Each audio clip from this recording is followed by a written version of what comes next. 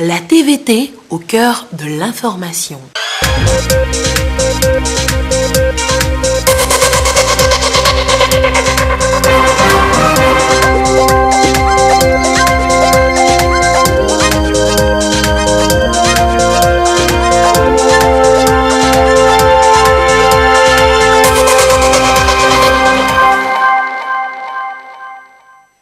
Mesdames, Messieurs, bonsoir et bienvenue. Voici d'abord les titres de ce journal. La présidente de l'Assemblée nationale, Yawati Bori-Tchegan, prend part à la 206e session du Conseil directeur de l'Union interparlementaire. Une rencontre de 4 jours ouverte ce matin par visioconférence. Tous les détails à suivre dans ce journal. La rentrée scolaire au Togo, c'est demain 2 novembre 2020. Des mesures prises pour faire barrière au Covid-19, aux réformes dans le secteur recrutement, digitalisation, éducation de qualité. On fera le point dans ce journal. Et justement, à quelques heures de la rentrée scolaire, vous vous demandez certainement si des dispositions ont été prises au niveau des établissements scolaires. La finalité étant d'éviter la contamination du Covid-19 en milieu scolaire. Dodo Waré a fait le tour de quelques établissements scolaires. Reportage à suivre dans ce journal. Ouvrons cette édition avec cette session du Conseil directeur de l'Union interparlementaire. Cette 206e session se tient par visioconférence depuis Genève. Y participe Yawati Bori-Tchegan, présidente de l'Assemblée nationale. Un nouveau président de l'Union sera élu à la fin des travaux pour les 3 prochaines années. Des précisions avec Chris Agbedinou et Sonia Amenikbo. C'est la toute première fois qu'une session du Conseil directeur de l'Union internationale UIP se tient en ligne à cause des contraintes imposées par la pandémie du Covid-19. La présidente de l'Assemblée nationale, Yawati Bori-Tchegan, et 2 autres députés y prennent part pour le compte du Togo. 13 points sont au programme de cette 206e session du Conseil directeur. Jusqu'au 4 novembre prochain, les membres de ce comité suivront des présentations sur les résultats financiers de l'exercice 2019, le rapport succinct du Comité des droits de l'homme des parlementaires, celui des activités de la présidence honoraire de l'UIP. Ils seront également amenés à adopter le projet de budget et le programme de travail de l'institution pour 2021. Mais l'activité phare qui retient plus l'attention des participants à cette rencontre virtuelle est l'élection d'un nouveau président de l'Union interparlementaire. 4 candidats sont en lice pour succéder à la présidente sortante, la Mexicaine Gabriela Cuevas Barón, qui vient de finir son mandat de 3 ans. Ils sont du Canada, de l'Ouzbékistan, du Pakistan et du Portugal. 2 nouveaux membres au comité exécutif seront également élus. Composé de 3 membres de chaque parlement affilié à l'UIP, le conseil directeur est son organe décisionnaire. Quant à l'Union interparlementaire proprement dite, elle est créée en 1889 et est l'Organisation mondiale des parlements nationaux. Les 179 parlements qui y sont membres, dont le Togo, œuvre pour réaliser des changements positifs en promouvant la démocratie, l'égalité, les droits de l'homme, le développement et la paix, tant dans leur propre pays qu'au niveau international. C'est demain la reprise des cours au Togo. Dans ce contexte marqué par le Covid-19, des mesures sont prises pour protéger élèves et enseignants. Il est également annoncé un concours de recrutement des enseignants, la construction de nouveaux bâtiments scolaires et la réforme du système éducatif. Suivez plutôt ce reportage signé Louis Cassi. Dans quelques heures, les élèves retrouveront le chemin des écoles. Environ 2 600 000 écoliers et apprenants du préscolaire, du primaire, du secondaire général et technique et de la formation professionnelle se sont préparés pour la rentrée scolaire de ce 2 novembre 2020. Dans un contexte de crise sanitaire liée au nouveau coronavirus, le gouvernement a pris des mesures idoines pour la sécurité des enseignants et élèves. Avant de décliner ces mesures, le ministre en charge des enseignements primaires, secondaires et techniques salue le sens du devoir de tous les acteurs du système éducatif dans la gestion de l'année scolaire écoulée, caractérisée par l'avènement de la Covid-19. Certes, Grâce aux efforts du gouvernement, sous le leadership du président de la République, son Excellence M. Faure Essozimna Gnassingbé, l'année scolaire écoulée, quoique rudement éprouvée, a connu un aboutissement heureux, avec des résultats globalement satisfaisants. Le sens élevé du devoir et du patriotisme des acteurs du secteur éducatif, lesquels par leur engagement, leur connaissance des hommes et des couloirs, ont été d'un grand secours à cette réussite.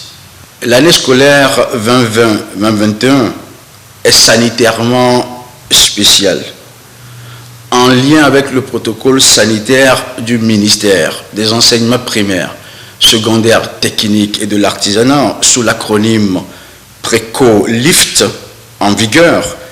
Les mesures barrières continueront d'être strictement observées. Les dispositions sont à cet égard prises avec des adaptations inédites à chaque niveau de décision scolaire, déconcentré et décentralisé. J'invite dès lors les parents d'élèves, les collectivités territoriales, les encadreurs, les chefs d'établissements scolaires et de centres de formation technique et professionnelle, ainsi que les élèves et apprenants, à la collaboration et au respect des mesures de sécurité sanitaire dans l'enceinte et en dehors des écoles et centres d'apprentissage, afin de préserver la santé de la communauté. Au-delà de ces dispositions, des projets et programmes sont menés pour améliorer les conditions de travail des enseignants et d'apprentissage des écoliers. Concours de recrutement des enseignants, construction de nouveaux bâtiments scolaires équipés, réforme du système éducatif, adéquation, formation, emploi. C'est une kyrielle d'actions pensée et orientée sur 3 axes pour une éducation de qualité au Togo. Les conditions enseignantes, apprenantes et infrastructurelles sont au cœur des enjeux de l'année scolaire 2020-2021, conformément aux engagements politiques du chef de l'État, consignés dans la déclaration de politique générale de Madame le Premier ministre, Victoire Tomega-Dogbe. Aussi, le programme d'urgence de développement communautaire, initié par le président de la République, ainsi que le programme d'appui aux populations vulnérables et le projet PAREC ont permis notamment la construction de 765 salles de classe en 2019 afin d'améliorer les capacités d'accueil des élèves et apprenants. De même, l'amélioration de l'offre scolaire et l'accélération de la professionnalisation des filières de formation et le renforcement des ressources humaines par le recrutement de 2350 enseignants en 2019 et une prévision de recrutement de 2000 enseignants et de 50 conseillers d'orientation avant la fin de l'année 2020 et l'ouverture de 5 nouveaux centres de formation professionnelle, notamment à Sikansé, à Borgo, Blita, Agou et Badou, participe de cette détermination du gouvernement devant la problématique éducative. Un accent particulier continue d'être mis sur la qualité de la formation professionnelle avec la poursuite de la construction des instituts de formation en alternance pour le développement IFAD. Nous continuerons de garantir l'égal accès à chaque enfant au savoir, loin des pressions familiales ou des fractures sociales. Je salue à cet effet le lancement des travaux de construction de l'IFAD BTP de Lomé. Avec l'appui de nos partenaires techniques et financiers, le cap de la construction, de la réhabilitation et l'équipement des établissements scolaires, des centres de formation technique sera maintenu avec rigueur et vigueur. Aussi, et conformément au plan sectoriel de l'éducation, une politique quinquennale de recrutement ambitieuse sera-t-elle menée sur fond de réformes institutionnelles et digitales au service d'une éducation de qualité.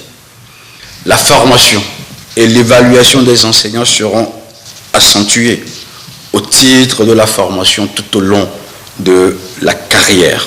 La révalorisation du statut de l'enseignant, qui tient l'intelligence et l'âme de l'élève, reste un impératif de la réforme du système éducatif.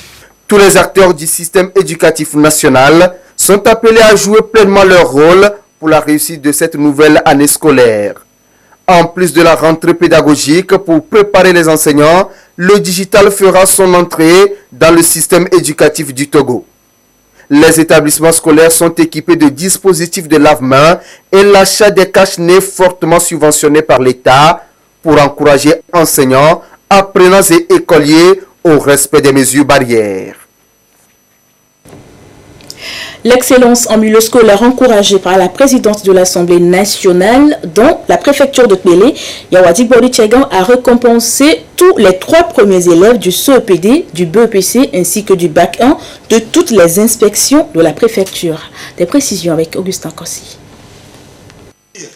Comme quoi, nous devons respecter les mesures barrières. Elle l'a promis et elle tient à sa parole. Tchega Yawadi Bodi, présidente de l'Assemblée nationale, l'élu de Pélé revient au Bercail pour célébrer l'excellence des meilleurs apprenants. Ici, tous les 3 premiers des différents examens de la préfecture sont récompensés. Ketoglo Messankofi a 15 ans. Il est premier de la préfecture au BPC avec une moyenne de 19. Je dis merci à la présidente de l'Assemblée qui nous a offert ces dons. Pour être premier, il faut apprendre. Il faut faire beaucoup d'exercices, traiter les exercices de maison. Et il y a aussi le respect, il faut respecter les supérieurs. Au CEPD, la palme est décernée à Atou Afi Mathilde, 11 ans, avec 134 points. Aujourd'hui, j'ai eu mes cadeaux et je remercie la présidente de l'Assemblée nationale. Pour la prochaine fois, je travaillerai comme aujourd'hui. Et c'est Sadio Joseph, un sacré meilleur élève au Bac 1. Il a 17 ans, il a obtenu 17,17 de moyenne. Ces prix sont une expression de reconnaissance des efforts consentis par tous les acteurs de l'éducation des 2 inspections de Pélé. C'est la veille de la rentrée scolaire 2020-2021. L'élu de la localité a inscrit au cœur de ses priorités l'éducation de la jeune fille. Elle a appelé les parents et les responsables de l'éducation à donner une place de choix à l'instruction des filles. Chacun sait les conditions particulières dans lesquelles cette rentrée va avoir lieu. Depuis un moment, nous avons le Covid-19. Nous regardons un peu les préparatifs que le gouvernement fait, mais je me dis que c'est plus simple de venir moi-même voir comment ça se prépare à Pélé et essayer de voir comment encourager nos petits frères et nos petites sœurs à avancer sans avoir peur et aller à l'école. Donc je voudrais vraiment vous apporter aussi les chaleureuses salutations de son Excellence Monsieur le Président de la République, le Président Forest Zimna Nyasimbe, qui me charge de vous transmettre ces salutations et ses vœux de bonne santé et de paix en cette situation particulière. La rentrée s'effectue dans une crise sanitaire sans précédent. Tchega Yawadi Bodi a instruit tout le monde sur le port des masques et les conditions d'hygiène dans tous les établissements scolaires. Dans l'actualité également, la tournée du ministre du Désenclavement et des pistes rurales qui se poursuit dans la Kara, quand Fitine Tchedeissa a échangé avec 2 groupes cibles, préfets, maires et secrétaires généraux des communes d'une part et petites et moyennes entreprises d'autre part. Le point sur leurs échanges avec Nestor Mousso. Le séminaire du gouvernement, tenu du 12 au 14 octobre dernier, a été caractérisé par la signature par chaque ministre des engagements pour mettre en œuvre la feuille de route de ce gouvernement. Concernant le ministère du désenclavement et des pistes rurales, ce département a jugé utile de se rapprocher de la base en vue de démarrer les prérequis liés à la mise en œuvre de cette feuille de route. L'entretien entre le ministre, les préfets et les élus locaux s'est focalisé sur la réalisation de l'opération d'identification et d'inventaire des pistes rurales. Quant à la rencontre avec les entrepreneurs, le ministre a exprimé les attentes du gouvernement. Cet inventaire nous permettra de faire une hiérarchisation des tronçons les plus importants. Nous, techniquement, nous allons réaliser le deuxième niveau d'hiérarchisation à partir des critères technico-économiques et également des critères sociaux. Nous avons eu un entretien avec les PME, à qui nous avons également présenté notre feuille de route et nous avons présenté nos attentes. Il faudrait qu'on change de paradigme en nous inscrivant dans la qualité. Après les échanges avec les préfets, les maires et les entrepreneurs, le ministre Thierry Issa s'est rendu dans la préfecture de Dankpen pour une visite des chantiers de la piste cotonnière numéro 36 qui va de Gerinkuka à Nabou Diallo en passant par Kinansao, soit une longueur de 23 km. Le reprofilage lourd d'une plateforme de 7 mètres de large, bornée de fossés latéraux de part et d'autre, la construction des ouvrages de franchissement, le rechargement sont les travaux prévus pour améliorer l'applicabilité du tronçon. Cette piste va coûter 264 millions de francs CFA grâce au PAPR, programme d'appui aux pistes rurales financé par la coopération allemande et l'Agence française de développement. Le notaire occupe une place de choix dans le nouveau code foncier et domanial du Togo. Malheureusement, peu de personnes ont recours à ce praticien du droit. La Chambre notariale des notaires, la Chambre nationale des notaires du Togo a donc voulu, à travers cette conférence de presse, éclairer davantage les populations sur les mythes qui entourent ce corps de métier. Clarisse Atikle pour plus de précision. Chambre nationale des notaires du Togo. Elle regroupe l'ensemble des notaires du Togo qui ont pour, entre autres missions, d'accompagner les citoyens dans l'acquisition des biens immobiliers et l'élaboration des titres de propriété. Une mission qui semble souvent être méconnue. Pour toute procédure d'acquisition, il faut s'adresser à son notaire, qui doit signer le contrat de vente avec vous. Souvent, c'est ce que les concitoyens ratent et ça crée des problèmes de droit de propriété. Peu de Togolais ont en effet recours aux notaires dans leurs transactions. 80% des litiges qui sont pendants au tribunal relèvent du foncier. La Chambre nationale des notaires du Togo veut donc éclairer la population sur le rôle important que joue le notaire dans le processus d'acquisition des biens immobiliers pris en compte dans le nouveau code foncier et domanial. C'est chez le notaire qu'on dépose souvent les testaments, puisqu'on peut transmettre les biens par testament, par donation. Et ces gens d'actes se font d'ordinaire chez le notaire, même si c'est un partage. Le notaire, en réalité, est institué par l'État. Dans un premier temps, il est collecteur d'impôts pour le compte de l'État. Donc, toutes les taxes assises dans le processus du foncier sont recueillis par le notaire et payés à OTR pour le compte du client. La Chambre nationale des notaires du Togo est revenue sur l'acte notarial requis dans le processus de création de titres fonciers et qui prête souvent à confusion. L'acte délivré par le notaire, c'est l'expédition de l'acte du contrat que vous avez signé chez le notaire. L'original du contrat demeurant dans les archives du notaire.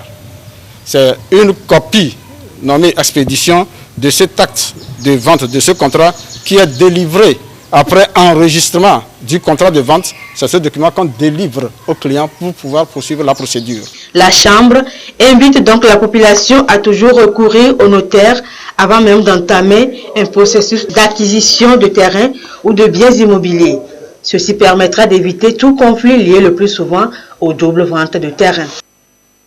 Le consommé local s'invite à l'université de Kara. L'institution veut ainsi contribuer à la réussite de cette politique du gouvernement togolais arrimée à celle des autres pays de l'espace UEMOA, et une conférence débat y était donc consacrée. Des précisions de Nestor Mouzo. Dans une lettre circulaire en date du 7 octobre 2020, Madame le Premier ministre a exhorté les différents services à s'approvisionner en produits et services d'origine locale et à privilégier la consommation des mets locaux dans les différentes manifestations nationales. L'université de Kara s'est appropriée cette lettre circulaire. C'est autour d'elle qu'elle a tenu cette conférence débat. Le président de l'institution invite les spécialistes et experts à contribuer à la sophistication du concept consommé local. C'est-à-dire qu'on doit le décliner dans ses implications politiques, sociologiques, anthropologiques, technologiques, économiques, communicationnelles, pour qu'on puisse le percevoir dans sa profondeur, dans sa complétude, afin que la mise en œuvre soit organisée.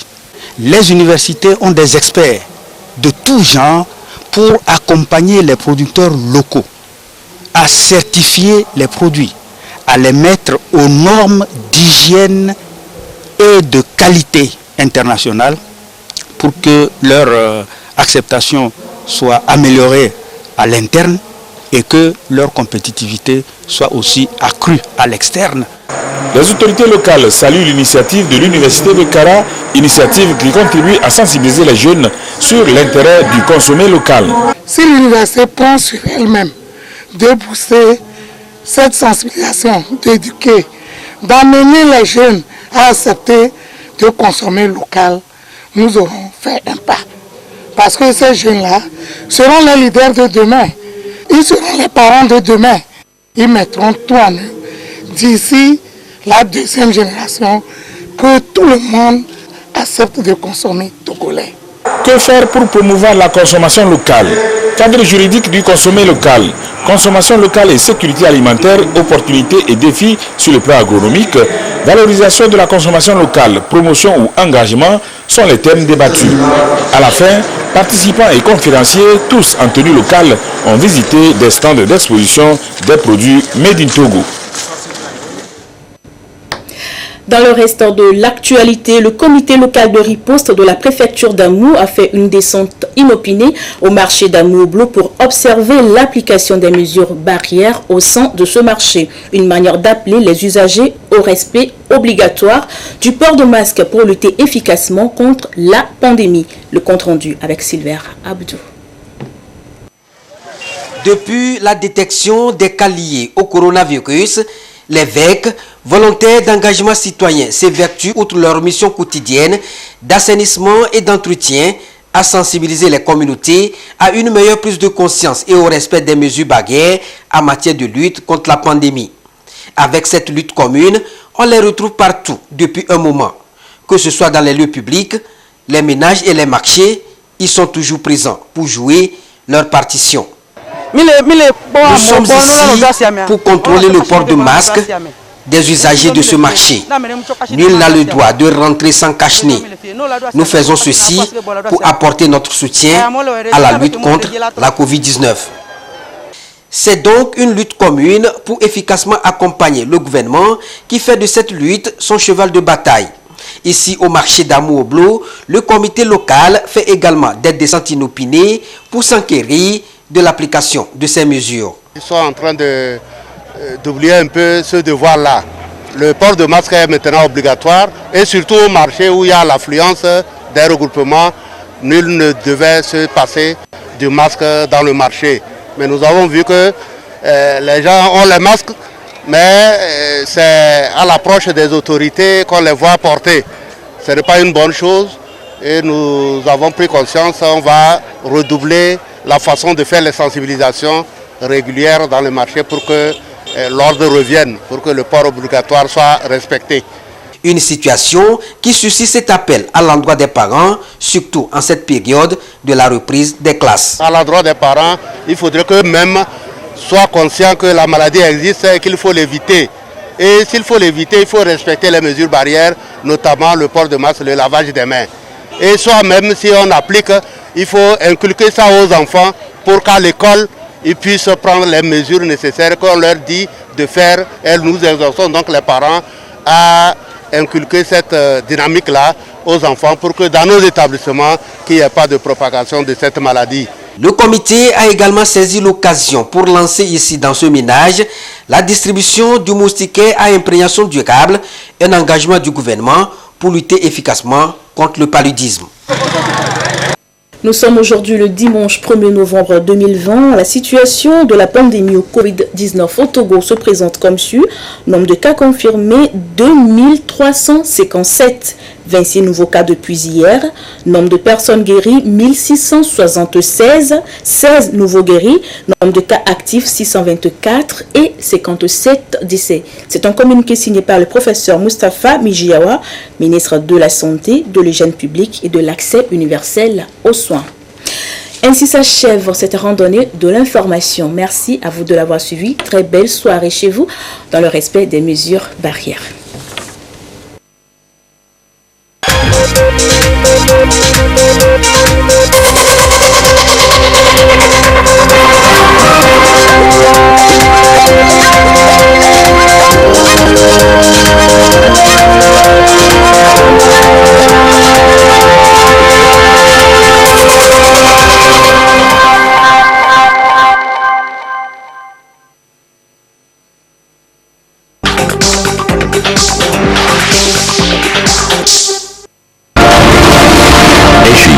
Cette école de référence qui a plus d'un quart de siècle à son actif et dont la réputation n'est plus à établir a impacté la vie de plus de 15 000 cadres diplômés qui occupent aujourd'hui des postes de responsabilité à toutes les échelles de l'économie togolaise et internationale.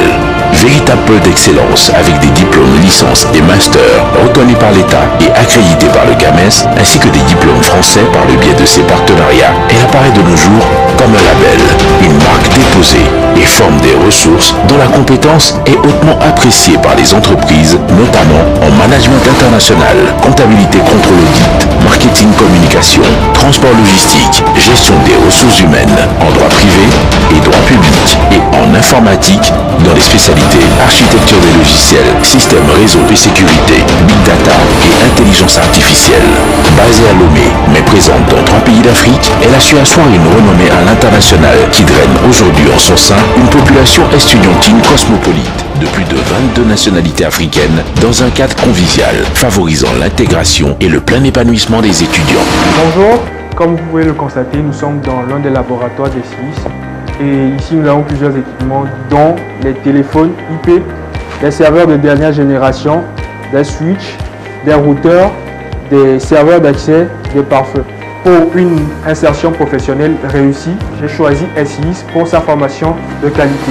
J'ai choisi l'EGIS pour ma formation professionnelle et personnelle afin de réaliser mon rêve d'être ingénieur en logistique pour promouvoir le développement de mon pays. Le but principal d'une entreprise, c'est augmenter son chiffre d'affaires. Cela ne passe que par une bonne communication. En tant que futur entrepreneur, mon soeur s'est opté pour AGIS pour étudier le marketing communication à cause de leurs nombreuses années d'expérience et leur savoir-faire avéré. Je suis dans le secteur bancaire qui consiste à vendre des produits et services adaptés aux clients afin de favoriser l'économie du pays en passant par des entreprises, des particuliers et autres. Pour atteindre mes objectifs, mon choix s'est porté sur AGIS pour sa formation de qualité, reconnue même au plan international. Aujourd'hui, des aînés occupent des postes de responsabilité dans des grandes entreprises de la place ainsi qu'à l'international. Les témoignages des étudiants, des parents et des entreprises qui foisonnent tous les jours confirment le leadership de cette noble institution de l'enseignement supérieur en Afrique. La fonction que j'exerce aujourd'hui dans cette banque, je l'ai apprise à l'école SGIS. Donc du coup, je dirais que c'est un sentiment beaucoup plus de joie et de fierté qui m'anime. Je suis très fier. Pourquoi très fier? Parce que je fais partie de cette famille. J'ai fait mon master en système et sécurité à AGIS. Et juste après ce diplôme, j'avais une opportunité de passer un concours à l'extérieur. Donc, si ce diplôme n'était pas reconnu, cette opportunité ne serait parfaite.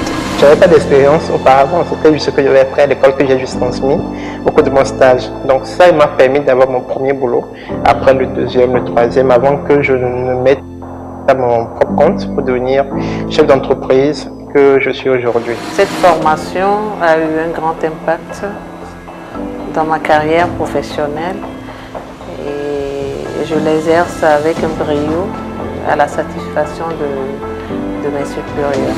Bon nombre de cadres aujourd'hui sont sortis des SIGIS. Nous avons des collègues que nous connaissons très bien. Nous avons tous fait le parcours à SIGIS et personne ne pourra dire aujourd'hui qu'il n'a pas eu une bonne formation à SIGIS. Pour faire une belle carrière, vous devez arriver à concilier 3 éléments, que sont le savoir, le savoir-faire et le savoir-être. Et la formation que j'ai suivie à SIGIS m'a permis de consolider ces 3 points-là. Donc, comme impact immédiat, comme j'étais déjà dans le domaine de l'audit et du commissariat aux comptes, ça m'a permis de me voir attribuer d'autres fonctions à haute responsabilité au sein de notre organisation. Et en prime, j'ai grimpé en grade. Quand je voyais les jeunes cadres, la plupart quand on les approchait, on les demande, en tout cas ceux qui étaient vraiment bons, ceux qui étaient des leaders, j'étais étonné de voir que la majorité d'entre eux ont fait SIGIS. Et aujourd'hui, je suis leur pas. Et je conseille à mes jeunes frères de faire la même chose et de choisir SIGIS pour leur formation. SIGIS, c'est l'expérience au service de l'excellence.